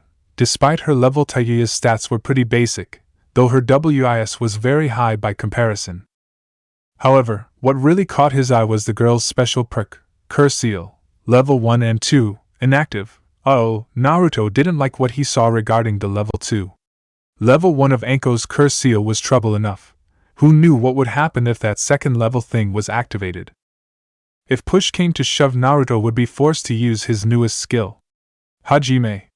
Tayuya started the fight off by smirking and bringing out a flute. Sweet dreams, Blondie.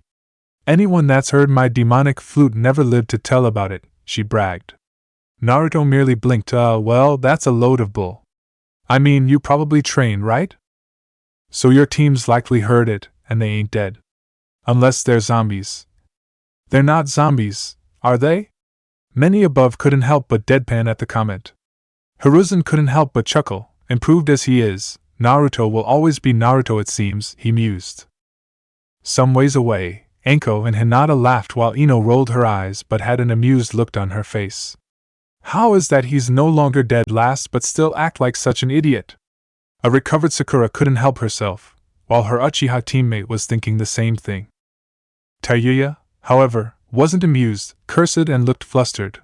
Her team noticed this and knew what came next. Fuck you, asshole. She shouted and then brought the flute to her lips and began playing at an incredible rate. Naruto watched as the world around him began to contort but wasn't really worried. Gamer's mind in effect. This is seriously an amazing OP skill, Naruto thought as the world around him shattered. Call it unfair to those who dedicated their time and devotion to genjutsu and learning how to dispel it, but Naruto didn't care. As a ninja, it simply meant he had a serious advantage others didn't. As Tayuya continued to play her flute, Naruto merely yawned, which caused said kunoichi to stop. You done? Flute isn't exactly my kind of music, you know, he told her. While Naruto could have done the same against Mizuki's crazy girlfriend and taken advantage of the situation, the gamer ninja wanted a challenge. Tayuya, now realizing her technique didn't work, couldn't help herself. What the fuck? That should have given you shit yourself, nightmare. Tayuya shouted. No one in the Sound 5 except for Kimimaro had been able to escape her genjutsu so easily. And her opponent made it look even easier. Her team was surprised, Orochimaru even more so. Could it be the Kyuubi? The man mused. During his time with the Akatsuki, such a thing wasn't unheard of, but that was when a Jinchuriki had control over their Biju, something Orochimaru believed Naruto lacked. Even among Jinchuriki, such a feat was incredibly rare. Nibi? Yujito frowned and asked her tenant. The illusion she had sensed was formidable, and the Konoha genin had broken it way too easily in her opinion. Interesting. Want to clue me in, furball? Yujito asked the vain and lazy two-tailed monster cat. Not really, Nibi told her jailer. Yujito would have face planted had she not gotten used to her tenant's antics. Nibi was a fickle-tailed beast, being cooperative one moment and the exact opposite the next. For that was how the Biju identified herself despite being genderless by nature, had a better relationship with her Jinchuriki, past and present, compared to her siblings. But Yujito was no fool. Nibi would not hesitate to escape from her prison if the chance presented itself. She and Yujito were close, but the Biju had a greater desire for freedom. It was a rather complex relationship. Yujito knew that the boy was the Kyuubi Jinchuriki. Kumo had kept a close eye on Konoha, and it had been easy for their spies to find out who it was. But no report ever indicated that he had a bond with the Biju similar to herself and Kyuubi. Sama will want to hear about this, she realized, and decided to pay closer attention to the match. Asuma and Kurenai were still in disbelief about what transpired. As a genjutsu master, the woman knew that sound-based illusions were not easy to break out of. The woman doubted even Sakura could have broken out of it that easily at that age. At his age, Kurenai knew even she'd be unable to do it so quickly. What has Anko been teaching her team? With her initial plan down the drain, Tayuya was forced to go with Plan B. Unless it was collaboration-based, the Oto Kunoichi's skill in ninjutsu was unfortunately not her strongest suit. However, she was very fast, nimble, and evasive. She was capable of performing leaps and flips that rivaled a cat, and her build buried her incredible strength. Rushing towards her opponent, Naruto merely ducked, blocked, and parried the red-haired Kunoichi's attacks with ease. The blonde didn't even bother taking out his sword and kanabo, and merely used a kunai instead to block her surprisingly durable flute. Must be some kind of metal, Naruto surmised before he lashed out with a kick that Tayuya barely managed to block. Even then it had enough force to send her halfway across the arena. Tayuya winced at the pain in her arms but countered nonetheless by blowing into her flute, and watched as a cloud of dust blanketed the area. The Chirigakure no Jutsu, hiding among the dust technique, being one of the few ninjutsu she was decent at. Realizing, hating the thought of it, too, that the Konoha genin outmatched her, Tayuya quickly popped a pill into her mouth.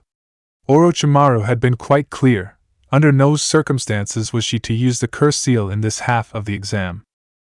Soon a thick aura of blue enveloped her before she performed her next move as Naruto cleared the area with a wind technique, Kuchios no Jutsu. The hell are those? Ino could not help herself as the summons came into view. Tayuya merely smirked as she eyed her prey. Genjutsu may not work on ya, fuckwad. But I guarantee broken bones will make you. Naruto frowned as he looked at the summons stats. Okay, summons are called Doki and their INT and WIS are 0, but their STR, VIT, and DX are through the roof. Naruto wasn't surprised considering they were Oni, brainless Oni, but Oni still. Matters were only worse when Naruto realized their perks, many of them very resistant to ninjutsu and bukijutsu. Shit, I was hoping I could save this for later. Hey, fuck nuts! Tayuya shouted, did you hear what I said? Give up and go home to your mommy and I won't. Having enough of the stereotypical monologue, Naruto blazed through a set of hand seals and declared, Kuchios no Jutsu, and prayed whomever he summoned was in a good mood. The hell? Ino and Anko could help themselves. Since when did Naruto have the time to learn how to summon? The figure that appeared was bulging with muscles and hulking, towering over the Oto Kunoichi's Doki. It possessed dark blue skin, otherworldly bright white eyes, hair and a beard as black as night, and a set of horns that matched its skin. It took everyone a while to realize that Uzumaki Naruto had summoned an Oni of his own. And he was naked. Who dares summon me? The demon bellowed, scanning the area for its summoner. That would be me. Naruto nearly flinched as the demon locked eyes on him. The Oni looked him over before he spoke. So you're the human that signed our contract after Kami knows how long. Yeah, hi, I'm guessing it was a bad time to, yeah. Naruto couldn't finish the initial sentence and tried not to stare, failing miserably in the process. Well, that's gonna stay stuck in my head for a while. In all honesty, this wasn't how Naruto imagined his first summon. No shit. Here I was having a nice fuck with 3 of the juiciest pieces of ass you'll ever see, and some puny-ass little shitstain interrupts my rump fest. Do you have any idea how long an Oni Raga lasts? What the hell am I supposed to do with this fucking thing? He bellowed and pointed to his visible erection. The demon's remark and actions floored everyone that was present. Their minds were unable to properly process what was happening before them. Even Tayuya was taken aback by the demon's crass behavior. The crowd had only seen him for less than a minute, and he was easily the most crudest and salacious being they had ever met. I like him. Anko couldn't help herself. The demon merely looked at Anko with appraisal before he gave her body a look over. Nice tits, waist, and ass ratio, but too small for my taste. Much as I like reeking my fucks, I want em to live and tell everyone how mind-blowing it was. The smokestack looks decent enough. The comment had Asuma turn a shade that put Orochimaru to shame and hid behind a scarlet-looking Kurenai. Don't know him all that well, but I'm pretty sure he's not interested in guys, Naruto said. Neither am I, but a decent fuck is a fuck still, ya little shit, the Oni told him. Asuma felt his ass clench to epic proportions. Okay, seriously. What the hell kind of conversation is this? A flustered Sakura could no longer hold it in. Ino could only nod in agreement. She took after her teacher, but even this was too much for her. Can we get on with the fighting already? And put some damn clothes on, you pervert. I ain't no stickin' pervert, Pinky, the Oni shouted back with greater intensity. However, the look in his eye and the smirk he developed had Hiruzen thinking, oh, for the love of Kami, please don't. I'm the demon king of perverts. The Oni proudly announced, his body glowing, his penis still erect. Had guests and other ninja from other villages not been present, Hiruzen would have face planted then and there. The man couldn't help as a groan managed to escape his lips. That's all I need. A demon version of Jiraiya. Why did Naruto have to give him such migraines? On the plus side, at least this wasn't a month from now. You can be king of the fairies for all I care, and it still won't matter, ya cocksuckers, Tayuya declared, bringing her flute to her lips to give her summons orders. The girl barely exhaled as killing intent flooded the room like a tidal wave, and she fell to the floor shaking and barely conscious. What in the name of Shutendeji-sama have you done to my fallen brethren, you little cunt? The demon bellowed. Killing intent intensified in armor, which included pants, thank God, and a wickedly large sword materialized around his waist as he saw the three defiled Oni. Boy, I'll forego my price this once. Her death for this is all I need, he told him and moved for the kill. Hold it. No killing. Naruto ordered, and partial regretted the action as the killing intent was now directed at him. That is until the gamer's mind quickly kicked in. You want to run that by me again, the demon growled, but was internally surprised by his lack of reaction to his killing intent. Give me a reason why I shouldn't beat you within an inch of your life after I kill her? Naruto honestly couldn't think of anything to appease the demon. When he had decided to perform the summoning technique and expect to land in a realm of summons, pass their test, and boom, get a summon of his own. The gamer got a scroll instead. When he read that it said Oni, the blonde had eagerly signed, especially if they were anything like their video game and legend counterparts. The blonde should have known nothing would be so easygoing. Now he had a semi-naked and raging Oni, the thoughts still fresh in his brain. So the blonde opted to do something he was good at, lie out of his ass. I'm the boss here. I summoned you. You got a problem with that? Take it somewhere else or go back to where you came from. I'll do it on my own if you won't help me. You want to kill me? I won't go down without a fight. The Oni said nothing but continued to stare into Naruto's eyes. He saw conviction, guts, and an inner strength beyond what should be present in a boy his age should have. The demon was impressed. You got guts, kid, I'll give you that.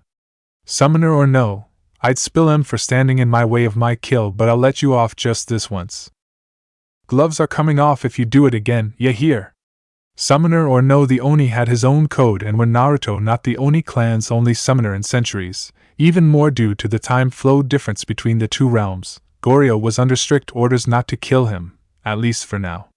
But the boy didn't need to know that. Time would tell if the boy was worthy of being his clan's summoner. Crystal, Naruto told the demon. Speaking of which, what's your name? Heian no Goryo, Goryo of the Abolishing Flames, the newly identified Goryo told him and gave Tayuya a look that sent shivers down her spine. The sweat became more pronounced when his sword dark blue flames. Heian, Abolishing Flames. The Abolishing Flames is a technique unique to the Oni clan of the summoning world. The flames are ranked third among the hottest of fires and are capable of reducing virtually anything they touch to ash within seconds. However, the amount of chakra and control required is beyond even above average Jonin due to the flame's origin. Even then, only those with exceptional willpower can properly use the flames without harming themselves and unintentional targets, or falling victim to its influence. Note to self, don't piss him off too much and learn that technique. It looked and sounded awesome in Naruto's opinion. The flames didn't worry him so much due to his cloak. It had more to do with the sword they covered. Case in point, the Oni with the large kanabo and the one with that looked like a mummy that appeared in front of them, at speeds not thought possible for something of their size and bulk, didn't know what hit them. Oni Itoryu, Heian Zanha, Oni single sword style, abolishing fire/wave. Quicker than most of the genin could see, even some of the jonin were surprised by the speed. Goryo sliced through the demons as though they weren't there and sent a wave of dark fire that nearly ended Tayuya's life had her remaining demon not protected her. They looked like a set of puppets with their strings cut off, and everyone watched as their top half fell to the ground one way while the other fell in the opposite direction. Blackened and bubbling organs fell out at, and the more sheltered genin in the stands became uncomfortable at the sight. Though slightly uncomfortable, Sasuke steeled his resolve. As an Uchiha, he was intrigued by the fire technique he had just seen, and the results spoke for themselves. He was caught off guard as the same dark blue flames that covered the sword soon engulfed the top and lower half of the bifurcated bodies. "Okay, that was awesome," was all Naruto could say. "Glad you like that." Goryo sheathed his sword, confusing Naruto, and then went off to the side, sat down, and took out a gourd. "I've done my part. Those two are all yours." "What?" Naruto couldn't believe his rotten luck. What kinda summon does that?